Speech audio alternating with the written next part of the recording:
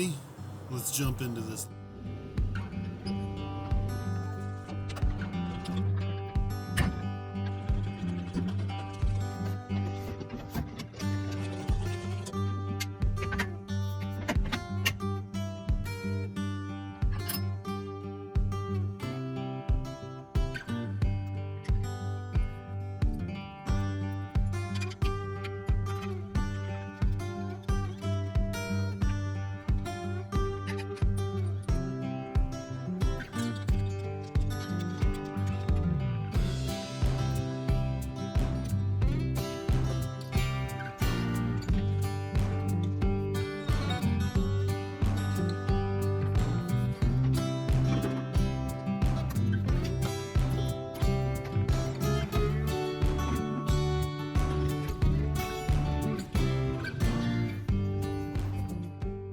Hello, I'm Dylan Panko. Welcome to Bluebird Adventures, where we explore, discover, and repeat the great outdoors. On this episode here, I want to talk about towing safety, inspections, and periodic maintenance. So please join me. If you have any questions or comments, please feel free to reach out.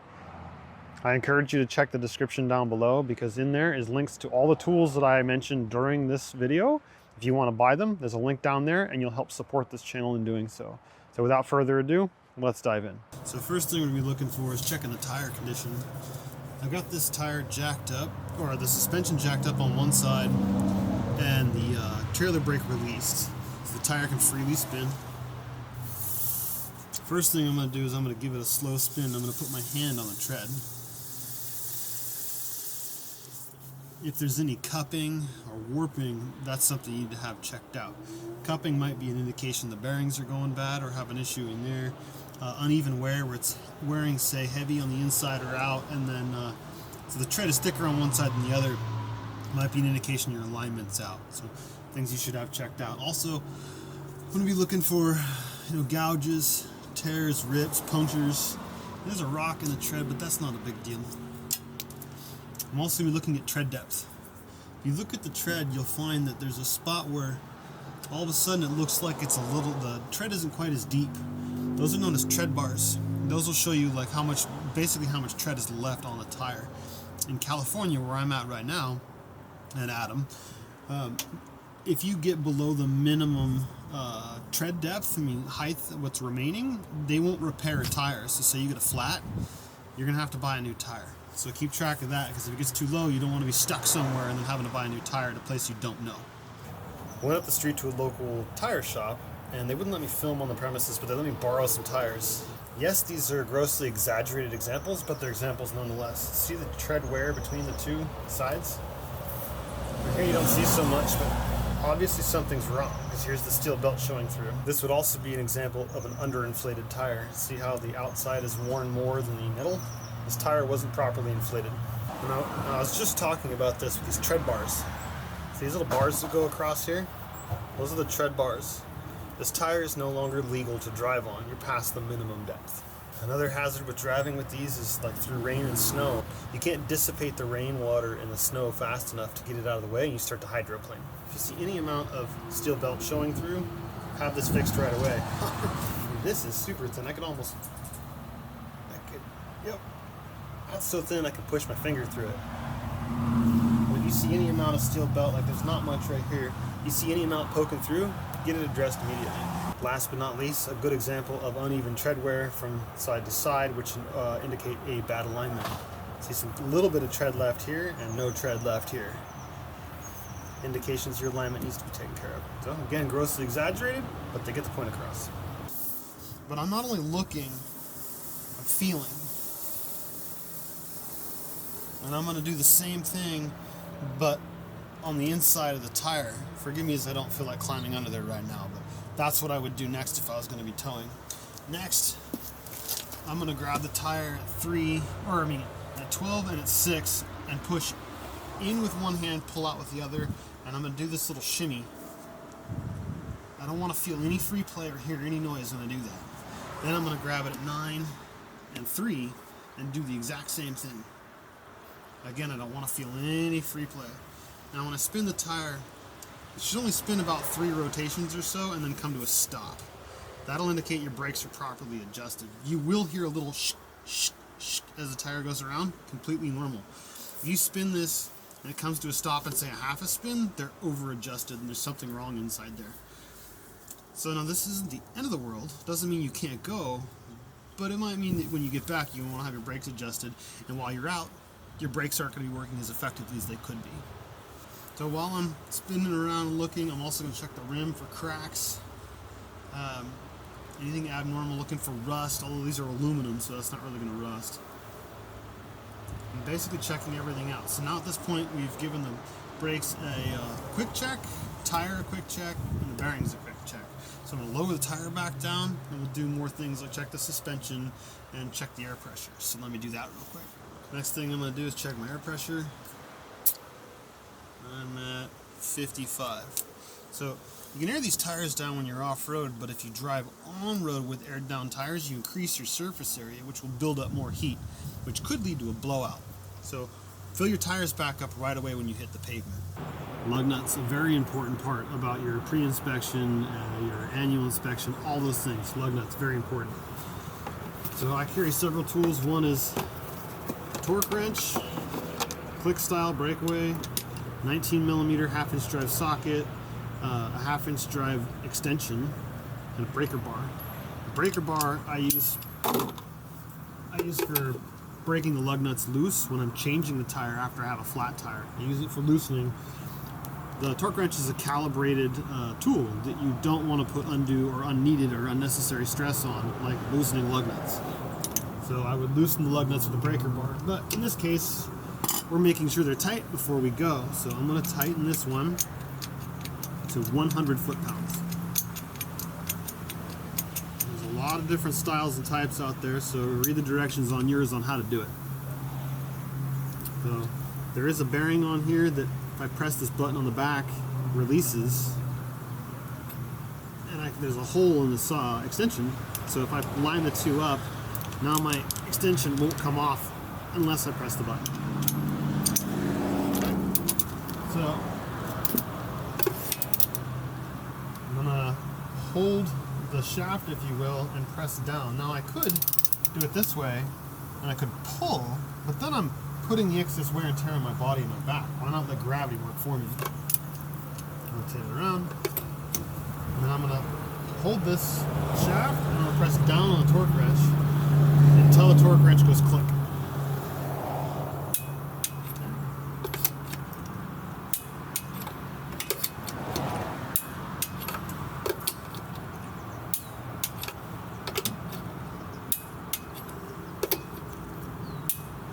Just like that. Now we know our lug nuts are tight. They're not going to fall off on the road. The other thing you'll notice is that I went across. That's mostly important, or more important, when you're changing the tires. Say I just put a hole in the sidewall of this tire, now it's flat, compromised in some way, and I put spare on. Put the lug nuts on by hand. I'll spin them on by hand with the socket and the extension until they're all snug. Lower the trailer back down, and then use a torque wrench to tighten them. But I'm going to go 1, 2, 3, 4, 5, and 6, so that as I tighten down, it will center the rim on the lug nuts. If you go around in a circle, there's a small likelihood that the rim won't center on the lug nuts properly, and even though you tighten them to the 100 foot-pounds, this could still come loose. Now I'm also going to check the condition of the spare tire.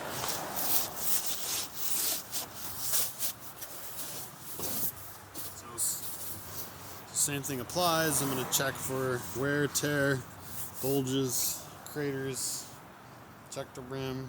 This is still a brand new rim and tire that's never been used. The last thing to do is check the air pressure.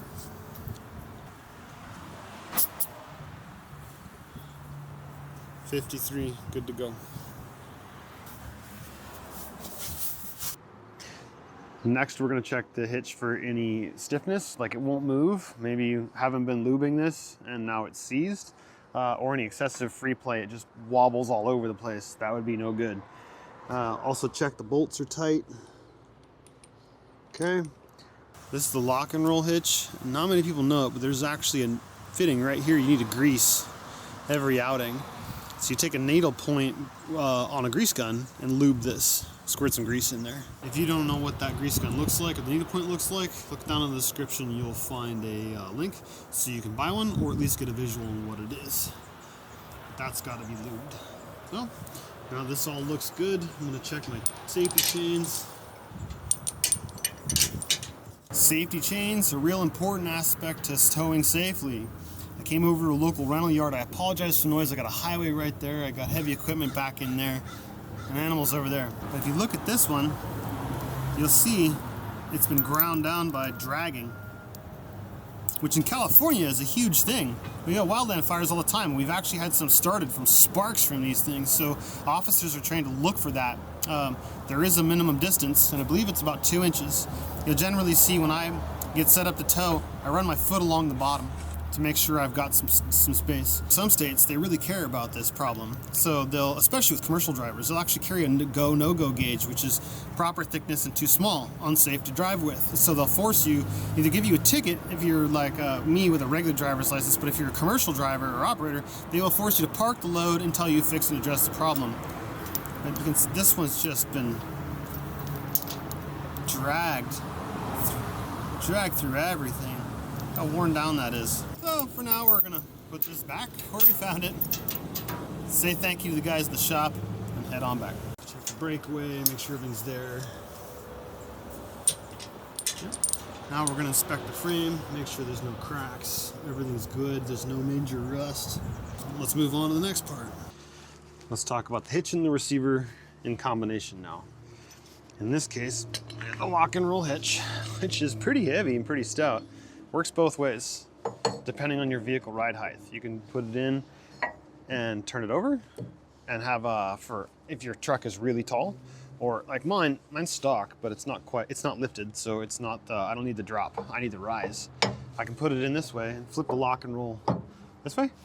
And now when I put the pins in for the Opus, it rides pretty much flat and parallel with my truck on a horizontal plane.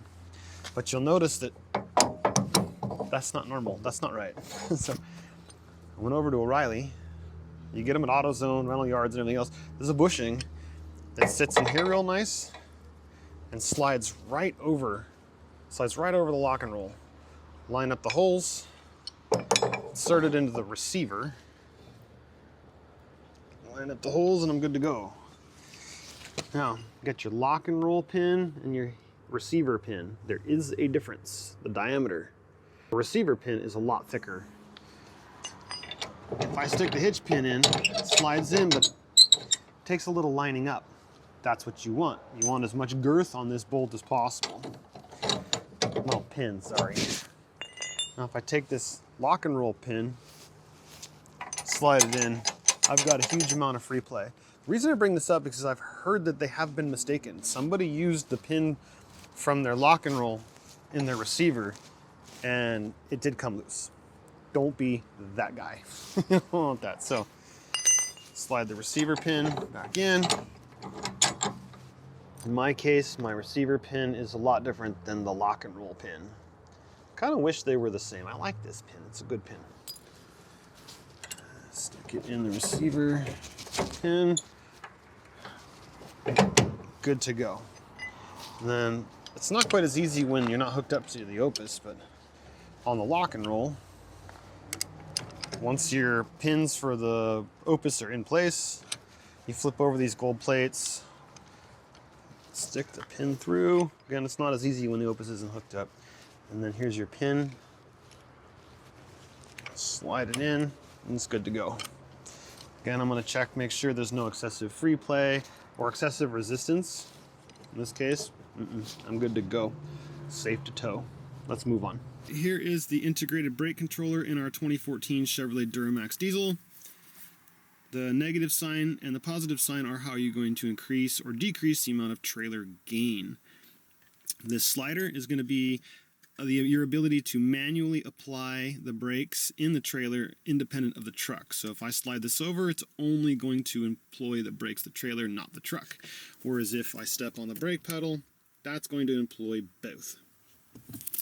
One instance or two instances you could use this in. One example would be when I start my trip, I'm going to I'm going to put the truck in gear and I'm going to start to drive very slowly, and I'm going to give the trailer a little bit of brake, and I want to feel the trailer tugging on the truck so that I know the brakes are working.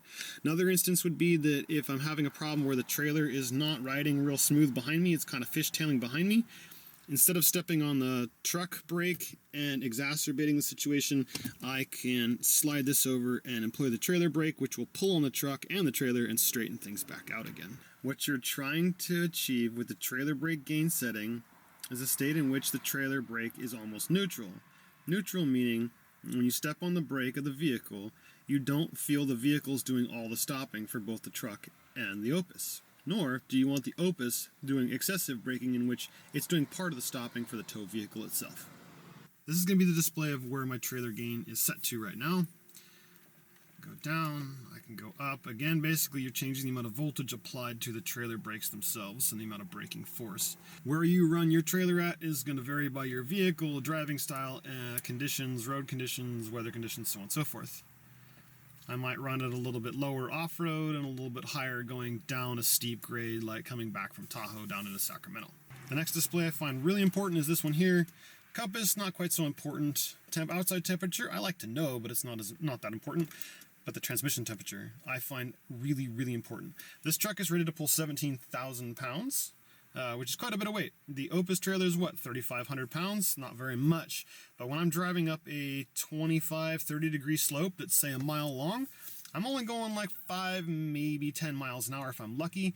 I'm not getting much airflow over my cooling system, and everything's going to start to get hot real quick, including the temperature. I was out about a month ago at Indian Valley Reservoir. It was 100 degrees out, and my son and I were going up a really steep slope that was really, really long. Again, going about 5 miles an hour, and the transmission actually hit 200 degrees, even though, again, I'm ready to pull quite a bit of weight compared to what the Opus actually weighs. What I would encourage you to do is read your owner's manual and find out what the acceptable operating temperature is for your particular vehicle. If you happen to get too hot, you should pull over. High transmission temperatures are about the worst enemy for your transmission. If your vehicle does not have a way to easily display the transmission temperature, I highly encourage you to find an aftermarket solution. There are apps and devices that will plug into your OBD2 connection that you can remotely monitor that temperature from your phone or other devices. So again, really, really important. I am considering getting a aftermarket intercooler water sprayer. I can use the water sprayer from inside the cab to spray water on the transmission cooler that will cool the transmission down when I'm at slow speeds.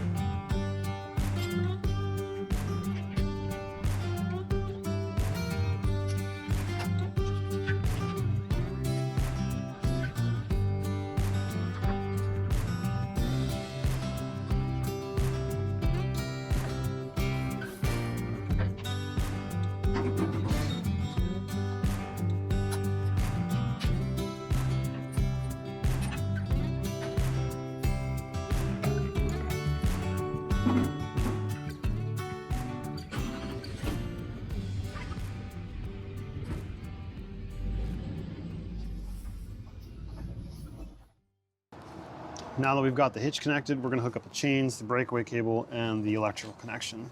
So I have my chains on the on the tongue on the opposite sides, so that when I bring them forward, they form an X. So my left chain is hooked on the right side, right chain is hooked on the left side. Now I'm gonna bring my right hand chain over to the left side of the truck, thread it in. And I'm gonna go as tight as I can get it with my fingers. I have the left chain hanging on the right side because I want it on the right side of the vehicle. Not right isn't correct, but right hand side.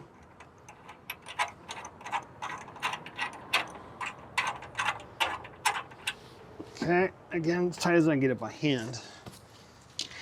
Now, the reason for doing the X pattern is that hypothetically, if this hitch fails and the tongue drops, it will hopefully catch inside this X pattern of this chain, keeping it off the ground and connected to the truck. Next, I'm gonna take 7-pin connector, check it for corrosion, any damage of any sort. I'm gonna plug it into the truck. And on this truck, there's actually a tab on the lid that keeps it from pulling out. So good to go there. Next is your breakaway cable. So hook it. Now, way too often I see people take this breakaway cable and they weave it through their chain or wrap it around the electrical connection or around the hitch. This needs to be considered its own system. Hypothetically, absolute worst case scenario, Murphy's Law has just pounded you. What can go wrong went wrong. The hitch has failed. The chains have come disconnected. So is the electrical wiring. Your last resort is going to be this breakaway cable. This breakaway cable is connected to a little black box on the tongue. Hypothetically, your trailer becomes disconnected. It will yank this pin out of this black box, and there's 2 metal pins that will come in contact with each other. There's a battery in there. Will apply voltage to the magnets inside the brakes, which will apply the brakes, actually locking them up, so that if this trailer does come disconnected, it won't freewheel down the freeway. It will come to a stop because the brakes are locked and hopefully not injure somebody. So what I do is I want to go over the top of the electrical connection, just over the top, not through it or around it, back through my receiver and back to the little black box. Now, this is the connection I use, but it is technically overkill. You don't need something this heavy duty. You just want something that's stronger than this cable. So if the cable does need to be employed, this isn't your weakest link. In my case, it's the strongest link. So hypothetically, you hook it up and it's too long. It's okay to take this and put a loose knot or 2 in it. You don't want to do a tight knot for a couple reasons. One, what if you sell the trailer? It looks sloppy, and what if the owner needs more cable? Secondly, what if you go to tow the Opus or your Opus with one of your friends and the cable's too short to reach on their vehicle? If it's a tight knot, you're not going to get it undone. So just do a loose knot. If you need to, 2 of them's okay. Again, not a big deal. But with our truck, it fits pretty nicely. You do want to keep it high enough off the ground that it's not going to snag on, it's not likely to snag on a branch. In this case, I've got it supported by the electrical connection, but not secured. That's okay. It's up off the ground. It's the same level as the hitch, so I'm not very likely to have this come disconnected. Now we're under the trailer. Again, I'm going to check wiring, look for frays, look for broken insulation. Here's the parking cable. I'm going to make sure it's in good shape too. Check both sides, check the frame, again, look for any major rusts, corrosion, cracks. Not everybody knows about these, but underneath these little caps right here on the trailing arms, the suspension, there's zert fittings. We'll take a clean rag, wipe those off. I'm going to take a grease gun with a zert fitting on the end. Stuff it on, give it a few pumps of grease, wipe it back off, put the cap on. There's another one, there's 2 on each side. So, squirt, oops, wasn't on there. If it comes squirting out at the zert fitting right here, it wasn't on all the way. There we go. That's done. Again, I'm going to wipe it off. Okay, Done. I'm going to do the other side, cap off. Cap off. Tighten it up. Oh, clean up, sorry. Okay. The other side. There we go. Okay. Rag and wipe it off. This is the messiest part. This is the part I don't like. Lubing the thing up. But if you keep it lubed and greased, it'll last a lot longer. You take care of your Opus will take care of you. While we're under here, we're going to be checking the shocks. Remember, there's 2 on each side. Look for major dents, dings, corrosion, free play, or leaking fluid. Leaking fluid would be a bad sign. I'm going to check the bolts are tight. I'm going to check the backing plate for the brakes. Wiring is all solid, no chafing. Parking brake looks good. Limiting strap is intact. All the other wiring I can see from here. The tire, if I wanted to do one more inspection, both with feel and visually, good to go. Let's keep going.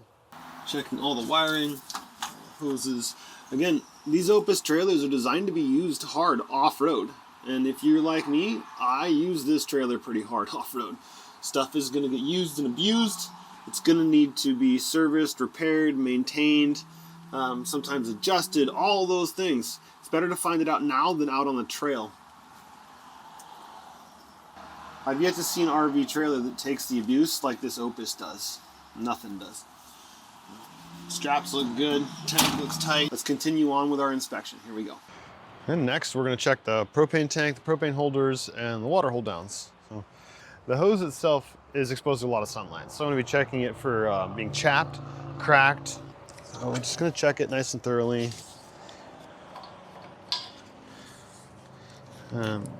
If you wanted to be extra thorough, you could charge this line with the propane and put some soapy water on the threads, but it might be a bit overkill, but hey, who am I to judge? Next, inside here, there is an O-ring that I have actually misplaced the O-rings. I've had them fall off. I've had them break from age. The propane is a liquid gas, so it's extremely cold. A few times I've read on the Opus owners group that the alarm is going off and the propane connection is tight and the stove is off. Well, there's a slim chance that something like this little 25-cent O-ring could be leaking. I'm not saying it is, I'm just saying there's a chance. So pull it off, take a look. Inside the tank, there is also an O-ring inside there. I have also had that fail. Check that out, make sure that it's intact. Again, you don't want any splits or cracks. Make sure it's clean. Thread the hose back on. Remember, this hose connection, you want hand tight, not wrench tight. Also, we're going to grab it and make sure it's secured to the trailer nicely. In this case, I've only got the 1 tank. This is the Opus Lite. I found that I haven't even used half a tank yet, and I've been on 3 trips, so I don't really carry the dual tanks at this particular time. Make sure the brackets for the water tanks are in there. The rubber little sides are in there to protect the tank from the plastic tank being in direct contact with the metal, because it will wear a hole through there. So when I'm traveling down the road, make sure my propane tank is off and again snug. It doesn't need to be wrenched down. But I'm also venting the line pressure out of the system. Once it's done bleeding, I'll snug it back up to keep dust out of there. I don't like leaving it charged. I don't have any particular reason why, it's just something I don't like to do. No, now we'll move on with the inspection. Next thing we're gonna do is check our fluids. A clean rag, and check my engine oil, and check my coolant, both in the radiator and the overflow, power steering, brake fluid, and transmission fluid. Your location's totally gonna vary. The fluids you use are totally gonna vary, so I'm not gonna get into the specifics of that, but wanna make sure these are good to go. Oh, air filter, that's a good one, because we're gonna be towing the Opus off-road. So, let's hook this up and check the lights. All right, see you in a bit. One of the things we can't forget is to check the lights. So let's do that. And the sun's gone down a little bit. It's not quite as bright. It should be a little more obvious on the camera. We're gonna do a walk around.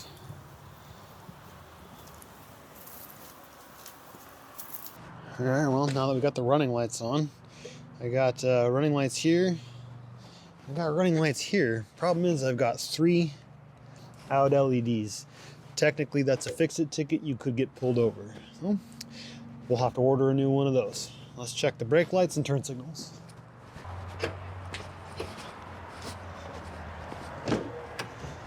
All right, let's check the brake lights. I still have 3 out LEDs. Oh, brake lights are working. Let's check the turn signals. Left turn signal is working. All LEDs are illuminated. Right turn signal is working, but still 3 out LEDs. And just to be completely thorough, hazard lights are working. Okay. Make sure you put it back in pretty quickly. If you do disconnect it and you want to try it, it should be fine to do, but make sure you get it back in right away because there is a battery that's being used to lock the brakes up. There's a magnet inside the brake drums that ride on the drum, causing resistance, engaging the shoes. So we'll cover that in another video. So with that, thank you for watching. Please don't forget to hit the subscribe button and the bell notification because we're doing our best to bring you not only camping videos, but Opus videos too, so you can have a safe and happy tow, safe adventure, and have a good time while you're doing it. Please leave a comment down below if you enjoyed the video. Sharing is caring. If there's somebody out there you think could benefit from this, please share it with them. If there's something you'd like to see, a video you'd like to see, comments down below. I do my best to respond to them as quickly as I can, and I'll put a lot of thought and consideration to it and see if we can come up with it. Adam and I are doing semi-regular live streams. We're shooting for every other week. So if you'd like to be a part of that or have a topic for that, or just like to watch it, don't forget the bell so you're notified right away. I hope our trails cross soon. If you see me out there, wave me down. I tend to stand out.